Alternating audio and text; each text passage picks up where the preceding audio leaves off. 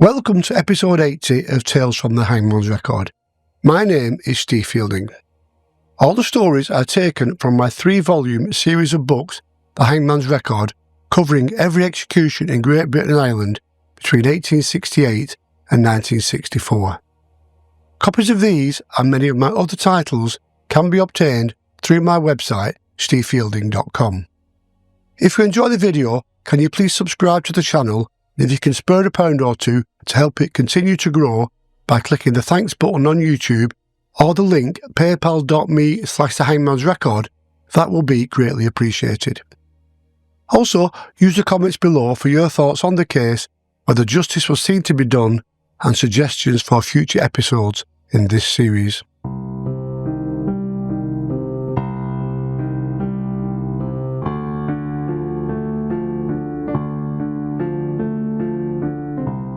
The case in today's tale from the Hangman's Record is from November 1941. The war in Europe is now in its third year, and it's just a matter of weeks before the attack on Pearl Harbor will signal America's entry into the Second World War. In May, Hitler ends the Blitz on London and other parts of the UK and turns his attention on Russia with Operation Barbarossa.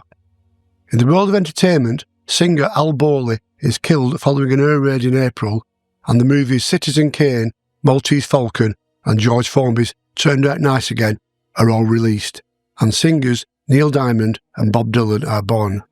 And, on the 19th of November, the disappearance of 2 young schoolgirls in the home counties of England leads to a desperate search, first for the girls and then for their brutal killer.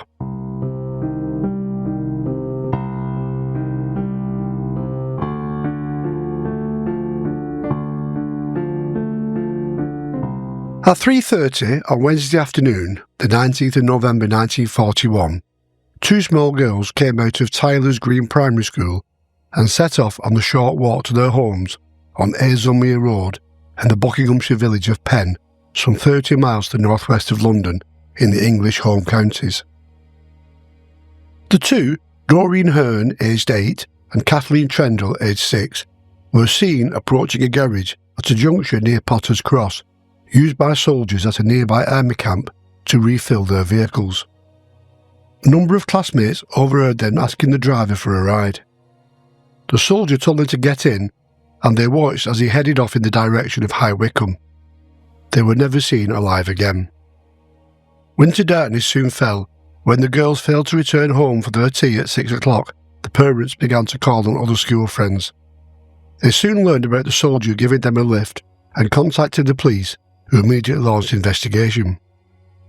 A search was made of the local area, assisted by villagers, Boy Scouts and members of the Home Guard, without success.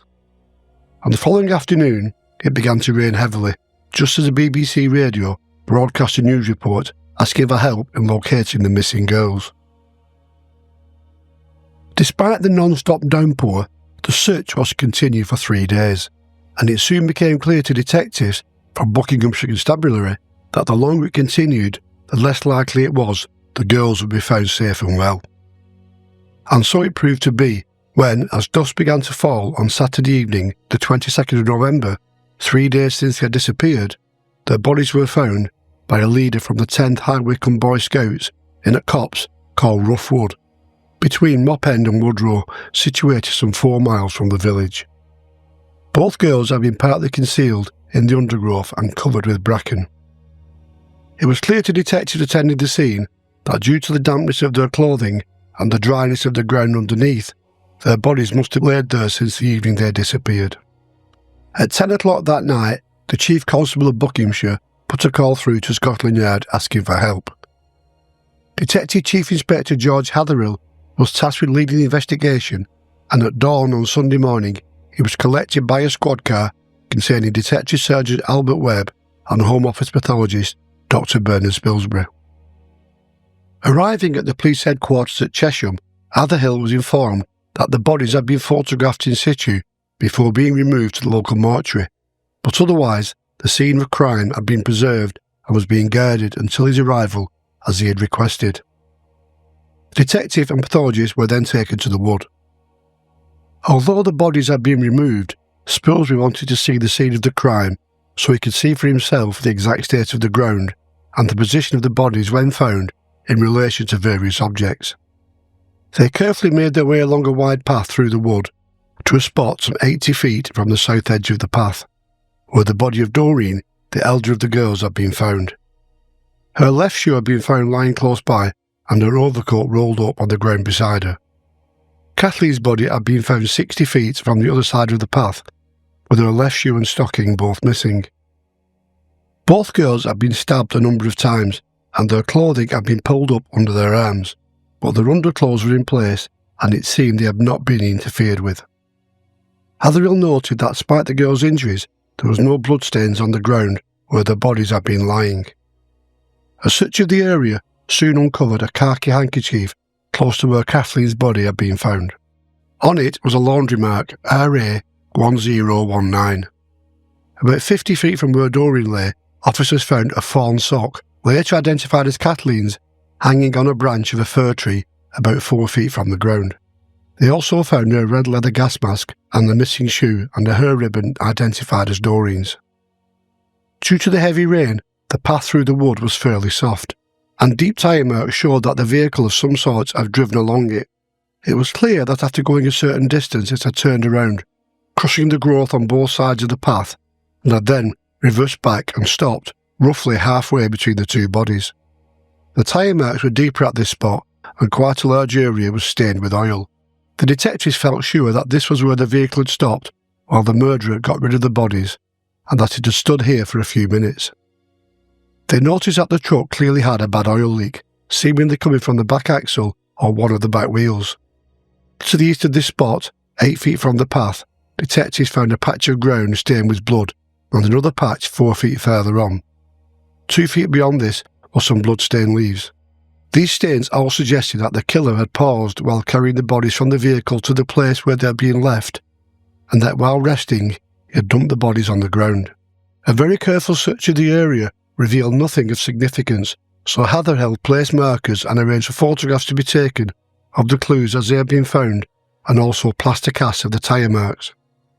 He also asked for some of the oil-stained earth to be taken up and sent off for chemical analysis. With all the clues found at the scene carefully labelled and logged, the detective and pathologist went back to the police car and made their way to view the bodies at the mortuary.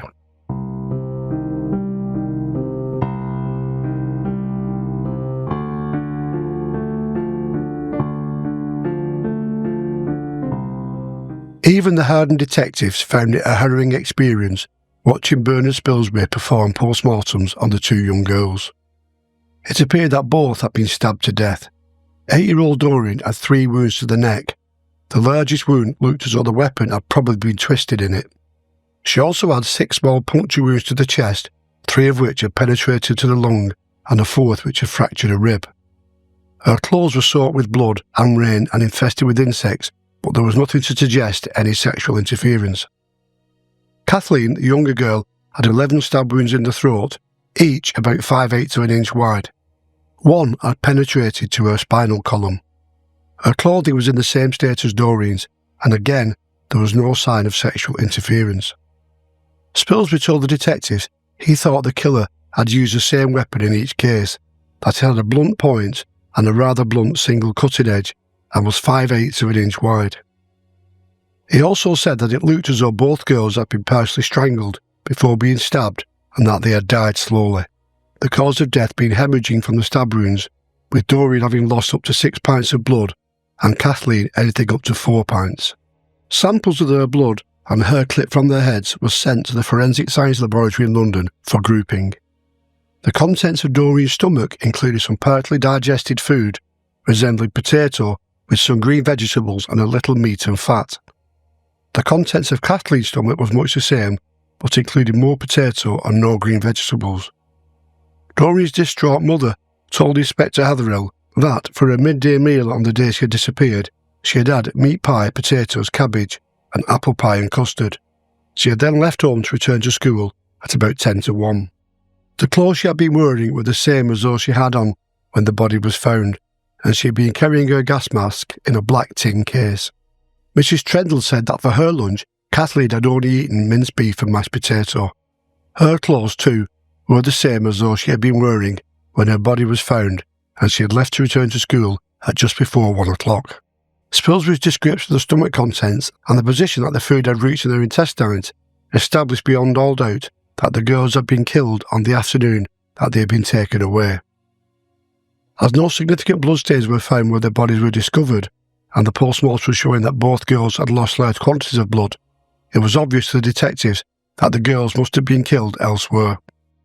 Hatherill arranged for an organised search to be made of the wood and other nearby coppices and open spaces to see if any spot could be found that was heavily stained with blood.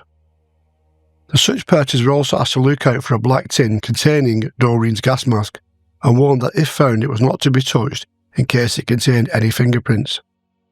The Scotland Yard men then set about interviewing the children who had seen Doreen and Kathleen speaking to the lorry driver at the crossroads. Norman Page, a boy aged 12, had cycled past the lorry while it was standing there, and another boy, 10-year-old Bobby Binfield, Kathleen's cousin, had also walked past it. What the detectives found interesting was that although the girls gave a good description of the driver, they could not describe the lorry very well. The boys, however, were not able to say much about the driver other than that he was a soldier, but able to give a very detailed description of the lorry. They learned from the girls that the driver was aged around mid-20s, with medium-coloured hair, a reddish complexion, and wearing steel-rimmed glasses. From the boys, they learned that the lorry was a 1500-weight Fordson, with the driver's cab having steel doors but no windows or weather shield. Unusually, it had been camouflaged to look like a wireless truck, but without an aerial, and it had a canvas hood that was lower than the top of the driver's cabin. This was quite significant, as the hood on this type of vehicle was always higher than the cabin, and suggested that in this case the hood had been lowered. This should, if located, help eliminate it from similar Fordson lorries. The boys were also able to say that on the rear side front mudguard, the number 43 was painted in white on a red and blue square, and on the offside front mudguard were the letters JP in blue, joined together with a red circle. Norman Page also mentioned that there was a figure on the offside front lamp, and added that in the radiator mesh towards the top right-hand corner was a Remembrance Day poppy. By Sunday evening, detectives had made inquiries at the War Office to find out which artillery unit used the markings described by the boys. They were told they belonged to the 86th Field Regiment of Royal Artillery, and that this particular unit had been in the West Country up until Sunday the 16th of November, when it moved by stages to the East Coast. From Tuesday the 18th to Friday the 21st of November, it had been based at Haslemere in Buckinghamshire, a few miles from Rough Wood, where the girls' bodies had been found, and it had then moved on to Yoxford in Suffolk. Hatherill looked at the khaki handkerchief that perhaps the killer had dropped, and sent a message to Scotland Yard and Hall Home Counties forces requesting inquiries be made to find out to whom it was allocated.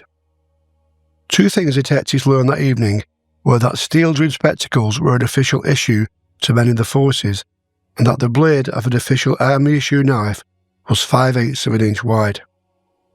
On Monday morning, the officers concentrated their inquiries on the roads and lanes between Penn and Rough Wood, where they found a number of people who had also seen the lorry with the girls sitting beside the driver on the day they had disappeared.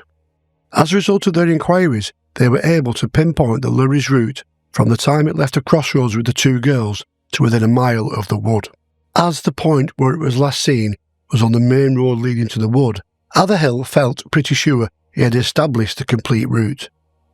Tracing this in a police car from the crossroads to the middle of the wood, where the oil-stained earth had been found, they had travelled by the most direct route to Haslemere, where the artillery unit had camped, and then back to the crossroads again, driving as directly as possible.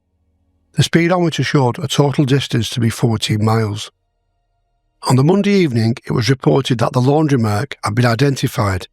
RA 1019 was that of the Royal Standard Laundry at Chiswick in London and was allocated to Harold Hill, who was in the army.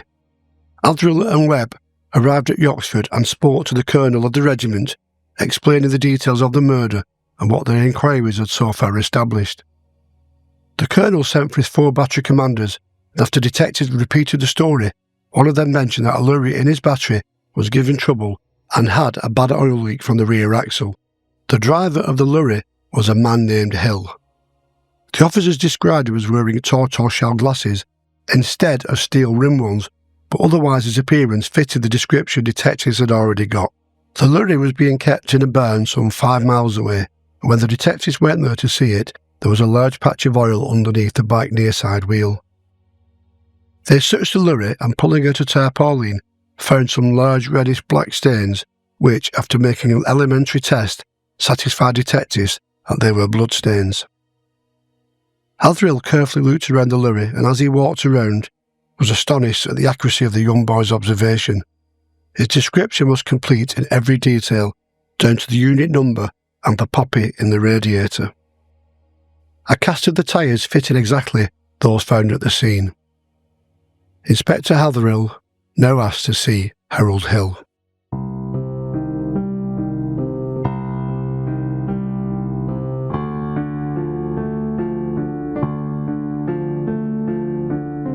When Hill was brought in, Hathrill told him he was investigating a murder and wanted to examine his belongings. There was nothing suspicious about the uniform he was wearing, but in his kit bag was a spur uniform which was very damp.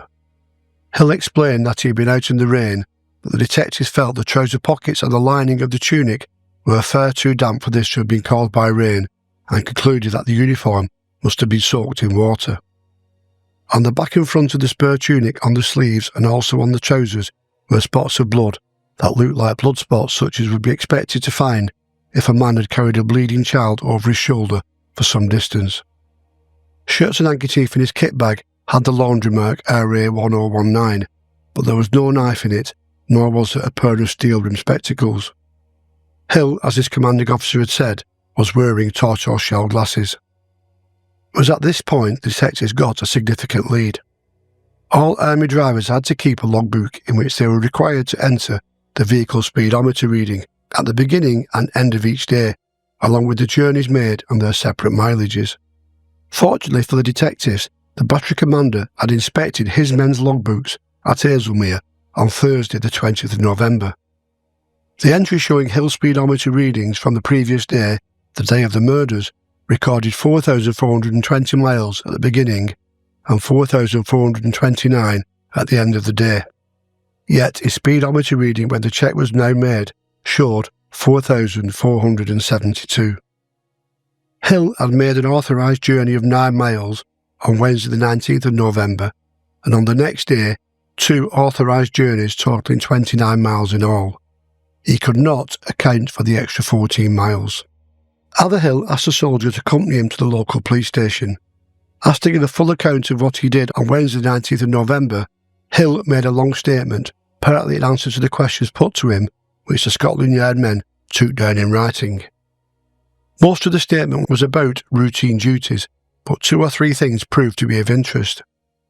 After describing how he had spent the early part of the day, Hill said that he went into the mess for tea, where he had sausage and mash. He had seen no one he knew in the mess. When asked what his laundromat was, he became quite evasive and only admitted it was RA1019 when showed his towel with the same markings. He could not account for an handkerchief with his laundry mark being found in the wood near the girls' bodies, except to say that it must have been returned in someone else's laundry. When asked about his knife, he said he had lost it about 4 months earlier. When Hathrill showed him the stains on the tarpaulin, he looked at them in silence for some minutes and said, "It looks like blood, but I don't admit that's mine." Asked to take off his tunic, the detective saw that the sleeves of his shirt had been torn off at the elbow. Hill said they had been damaged at the laundry in September and he had decided to shorten them in readiness for the summer. With the bloodstains on the sleeves of his spur tunic in the kit bag, it seemed pretty obvious that there must be a good reason for him to have to cut off the sleeves of this shirt. Referring to his knife, Hill said, "I lost it some months ago and since then I've never had occasion to want one." He also said that about 2 months before he had reported the loss of 2 handkerchiefs to the quartermaster's store. After he had read and signed his statement, Hathrill took possession of all the clothing he was wearing before handing him back to the military. In the meantime, detectives took statements from some of the officers and men in Hill's battery and asked about the speedometer readings and the oil leak, and also learned that when he joined the regiment, Hill had been issued with a pair of steel-rimmed glasses which he had worn until a few days earlier. On the next day, Hathrill and Webb returned to London, with the lurry, the tarpaulin and the Hill's kit and clothing. When he arrived at his office, he had learned that Doreen's gas mask had been found and sent to Detective Superintendent Fred Sherrill at the yard, where he examined it for fingerprints. Only a small part of one print could be found, but this was sufficient to identify it as Harold Hill's, the identification being made by checking the print on file, as Hill had a criminal record. His blood-stained clothing and the tarpaulin taken from his lurry and the oil-stained pieces of earth were immediately sent to the laboratory for further examination. The results of these found that the blood and hair on the tarpaulin was the same group as that of the two young girls. Detectives in Oxford took a number of statements of some of the officers and men in Hill's battery about his movements during the period covered by the disappearance of the girls and the discovery of the bodies. At no time, according to the quartermaster sergeant and his staff, had Hill reported the loss of any handkerchiefs. All the men in his battery confirmed that up to the morning after the girls had last seen, he had always worn steel-rimmed spectacles, but thereafter he had worn a tortoise-shell pair. The men who slept on either side of his bed were both quite definite that up to the night of the Tuesday the 18th of November, the sleeves on Hill's shirt were not torn and that on the Thursday morning he had shortened them. They also learned that two men of the battery had borrowed Hill's knife, which he claimed he had lost 4 months earlier at the end of October, and checking on the meals served on the 19th of November found that sausage and mash had not been on the menu, as Hill had claimed, nor for some days before or afterwards. None of the men who went in for tea in the mess hall could remember seeing Hill at around tea time. On Thursday, the 27th of November, the funerals of Doreen Hearne and Kathleen Trendle took place at Tyler's Green Church. Thousands watched the sad procession as the two small coffins, covered in flowers, were carried into the church. The girls were then laid to rest side by side in the churchyard. Just a week after arriving in Buckinghamshire, Hatherell now felt he had enough evidence linking Hill with the murders, and on Sunday afternoon, 30th of November, he was taken from Chesham where he was charged and after appearing before a local court, was remanded in custody for 2 weeks.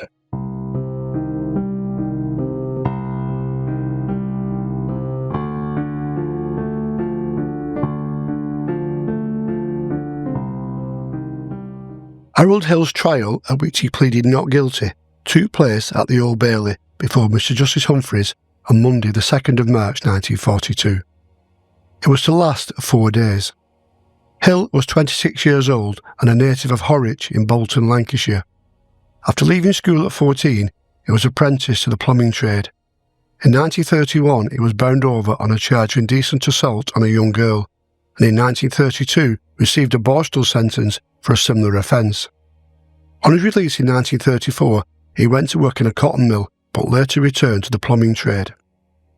In 1936, he served 1 month's imprisonment for false pretences when he attempted to impersonate a detective in a London public house, and later that year was sentenced to 6-month imprisonment for various motor car offences. On leaving prison in May 1937, he obtained work as a waiter. He was a member of the Territorial Army and was called to service with the Royal Artillery in September 1939.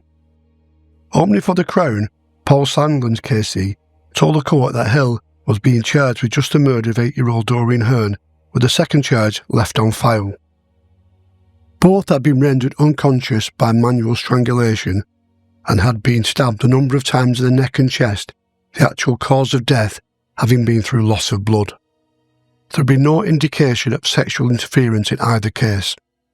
His counsel, Richard O'Sullivan KC, initially tried to prove that the long statement detectives had taken from Hill was untrue, but as the forensic evidence began to unfold, he now claimed his prisoner was a schizophrenic, that if he did commit the murders, he did not know what he was doing. He called just one witness, Dr. Lovell Barnes, to give evidence that the prisoner was suffering from schizophrenia. The doctor claimed Hill was unable to comprehend the seriousness of the situation he was in.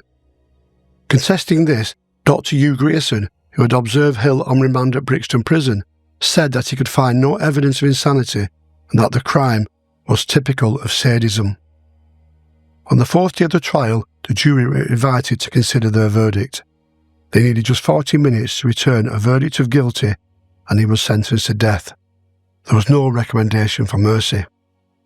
In an amazing show of compassion, Hill's mother was comforted by the two girls' mothers as her son was led from the dock. After initially deciding there would be no appeal, Hill later changed his mind, and one was launched on the issue of insanity. The panel reported they could find no evidence of insanity, that the evidence of the prisoner's guilt was overwhelming, that it was a brutal and sadistic murder with no extenuating circumstances. At 8 o'clock on Friday, the 1st of May 1942, Harold Hill was hanged at Oxford Prison by Thomas Pierrepoint and his nephew, Albert.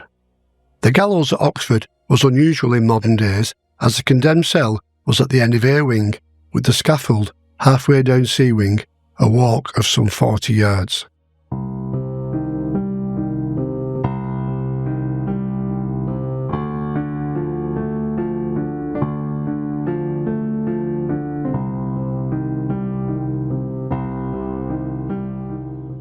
No motive was clearly established for Hill's brutal crimes.